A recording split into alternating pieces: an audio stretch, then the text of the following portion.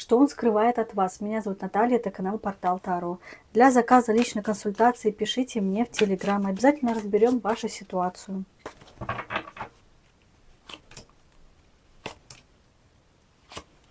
На самом деле здесь человек сосредоточен только на себе. Семерка жезлов. Я здесь сижу в каком-то куполе, каких-то своих воздушных замках, каких-то своих внутренних переживаний и никого не пускаю в свою душу. Здесь человек думает только о себе, о своих потребностях и своих желаниях. Но по старшему аркану справедливость — это, возможно, суды. Он, возможно, вам не рассказывает, что у него происходит судебный процесс. Также это может быть развод или наоборот брак. Часто бывает, что мужчина встречается с девушкой и не говорит, что он женится. То есть здесь карта говорит о том, что происходят какие-то дела юридические. Также по королеве мечей это могут быть какие-то бумажные дела, какие-то ограничения, которые могут сказываться на ваши отношения, и это какая-то его тайна. То есть здесь могут быть юридические какие-то бумажные дела, которых он вас не посвящает. И вот эти дела он скрывает от вас.